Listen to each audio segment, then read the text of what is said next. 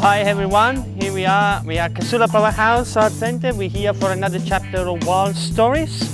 And today's workshop that we're going to do today with Lisa Norris over here, we're going to make soap. The first thing I'm going to do is stop myself from seeing you all by taking these off and putting these on.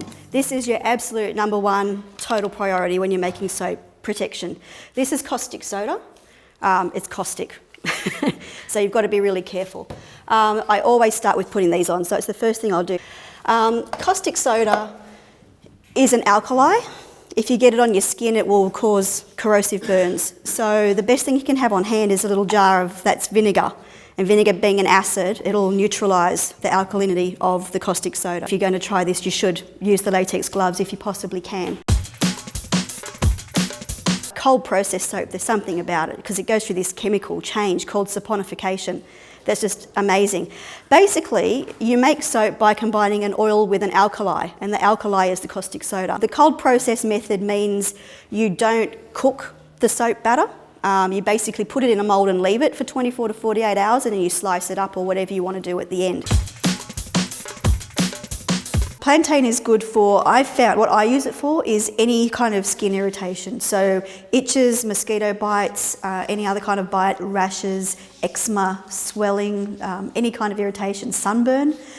It's just fantastic for everything.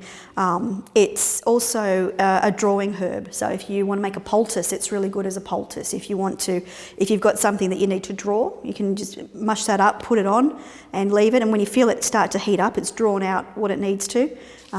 So it's just got a whole lot of beneficial skin advantage properties, and it's my favourite herb.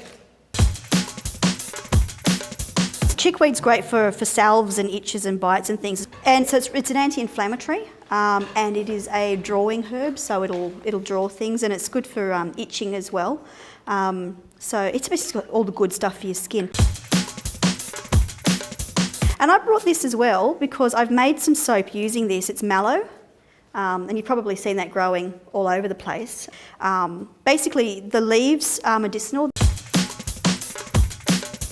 In order to infuse the plantain into the soap, there's a couple of things that you can do. Because soap is an oil and a water, you can make a really strong tea with it. So you get your pair of scissors and you just chop it finely. There's no exact science. You just make sure you get it into sort of tea leaf sized bits.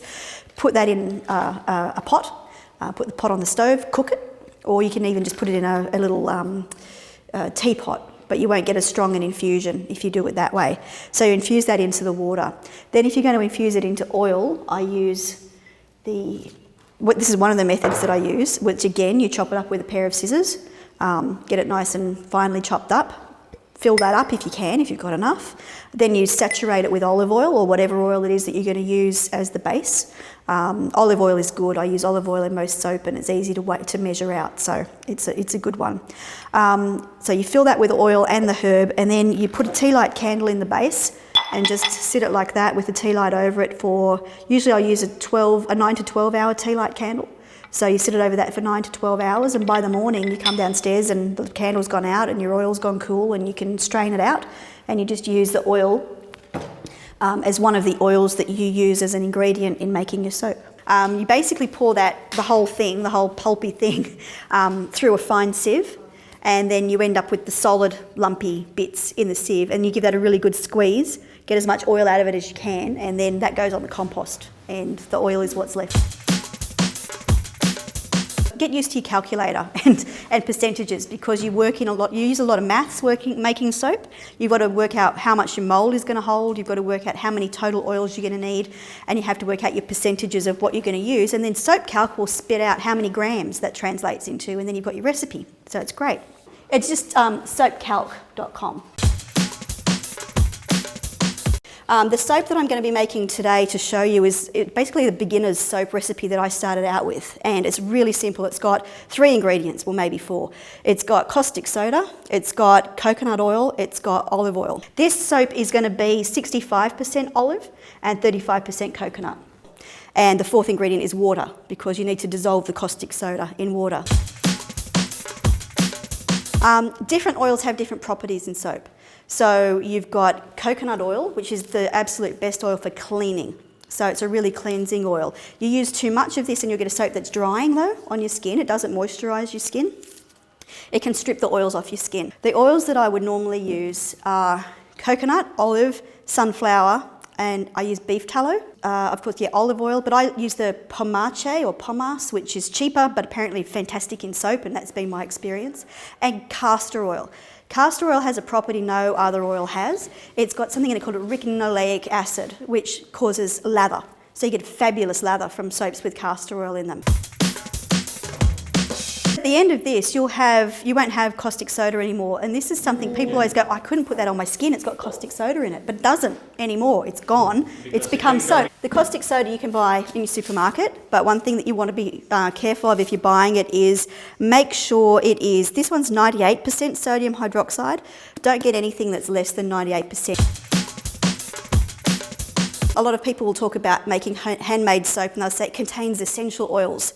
And that's fabulous, except that the soaping process is so hot and so caustic that by the end you will have no semblance of the essential oil left in almost every instance. Fragrance oils don't have essential oils in them, but they are designed to go through the cold process, alkaline environment of making soap. So they're worth getting if you wanted to make soap that smells nice, which we're going to do today. That's lavender and herb fragrance. Starting out with cold water is a really good idea because when you add the caustic soda, the water gets very hot. Really hot. You can substitute for water pretty much any liquid that you want to, within reason. You can use beer. Beer makes a beautiful soap. You can use wine. You can use teas, and this is an infusion of plantain and also ginger root, and I'm going to be using that today. You'll need digital scale because soap making works on weight to the gram. So you need to make sure that whatever recipe you get, and it says do it 266 grams, it means 266 grams. It doesn't mean 264. Try to be accurate. Another thing you'll want is a couple of these candy thermometers, or just one, but two is better.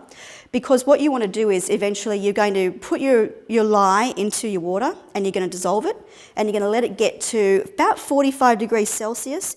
But I find it easier working with this thermometer to base it on 100 degrees Fahrenheit. So you're going to need to know when it gets to 100 degrees Fahrenheit.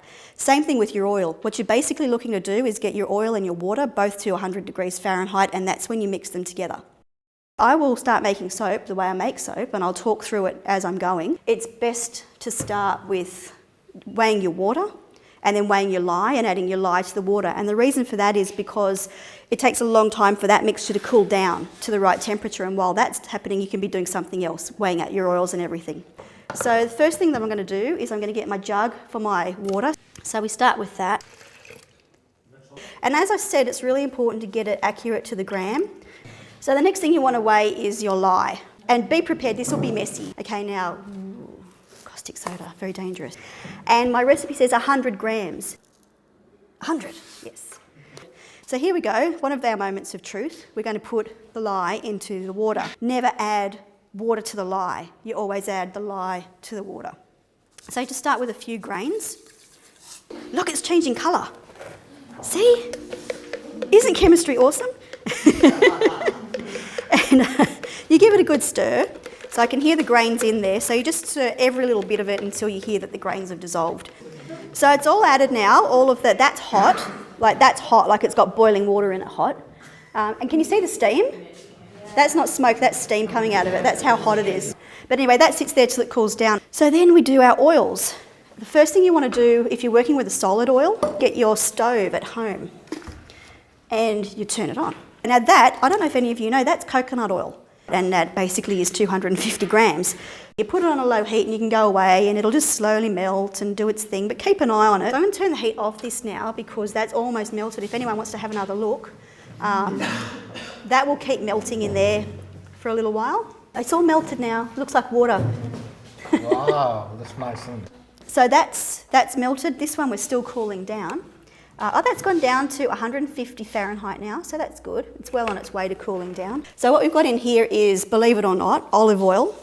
But I say believe it or not because of that delightful colour that it is. And the reason that it's that colour is because I've infused chickweed into it. And I've added the olive oil. If anyone wants to come and have a look at that. So that's all in there now. So our oils are ready now. So what's the temperature of that one now? Because we're getting to the exciting, oh, we're there. Our lye water is ready. So, and our temperature in here is 100 degrees, so that's perfect. So what you're going to do now is you're going to do something you would think you would never do in a million years, and you're going to add water to oil. But because it's got the lye in it, it'll actually emulsify. So we've got that, we've stirred that in. Would it be still caustic? Caustic now? Very. Yeah, yep. very? Oh, yep. okay. And it's still, hot too? Yep. Well, it's about 40 degrees. What happens is, when you mix the oil and the lye water together, you stir it. And in days gone by, you stirred it for 2 hours. Could be 2 hours. And you stir it and stir it and stir it until your soap batter reaches a stage which is called trace, where it gets like custard. And with a stick blender, you can achieve that in about 4 minutes. Or with a spoon, you can achieve that in a couple of hours. All right, a couple of things to know. You put your stick blender in on an angle if you can. And this is what they call burping it, to get the bubbles out. And then it gets really loud, so I won't talk, I'll just whiz. But I'll tell you, you go whiz, whiz, stir, whiz, whiz, stir, and you do that until it starts to thicken up. So see the change? So as you can see, those have really emulsified now. They're really becoming the same, but it's still very liquid, it's still very runny. So we keep whizzing it and stirring it. So see, it's starting to become more homogenised now. Everything's sort of thickening up. It's looking a bit like gravy. So you get to that sort of stage, and then what I'm going to do is I'm going to get our fragrance oil and put that in now. And this is my rule of thumb for fragrance oil. I use an amount that's about the size of my spoon. So that's getting quite nice and thick now. So we're nearly there. There we go, we're just about there. Look how it's getting really thick. So it's like custard now. So what you do is when you're finished and you think it's thick enough, and you can make it thicker than this if you want to, but we're a bit pressed for time, so that's absolutely fine, that'll do. See when it leaves that on the surface? It leaves like a trail on the surface. That's trace. They call it trace because it leaves a trace on the surface. So there you go. You pour it into your mould. So it's very high tech. And you can use anything for a soap mould really. You can use plastic. If you're going to use metal, you've got to line it with something so it's not touching the metal. So you use, line it with Glad wrap or something like that. But you can use old milk carton. You can use a milk carton, like a 1 litre milk carton, and just cut the top off it, pour it in and get a vertical mould. You give it a bang to make sure there's no, see there was air bubbles in it? Okay. Now normally what I would do at home is I would put that into my oven. And I would put my oven to about 50 to 75 degrees Celsius, and I'll put it in there. And what will start happening is the soap then starts to go through this process called gel. Gel is when the whole thing, basically it looks like it's melted. It looks like you've ruined it. This will go completely translucent. As soon as it gels, that's when you turn the oven off and you leave it for 24 hours. You turn it out. What you can do is if you're having difficulty getting it out of the mould, if it's sticky or it doesn't want to come out, you put it in the freezer for a little while. And then take it out of the freezer, and it will often have shrunk away from the sides of whatever container you moulded it in, so it's easy to get out. These are ones that I made a little while ago after I went on Diego's foraging tour actually around the Cook River. I picked some plantain there, I got a nice harvest, and I went home and made one of my first batches of plantain soap. So these are plantain, these are chickweed. Well done.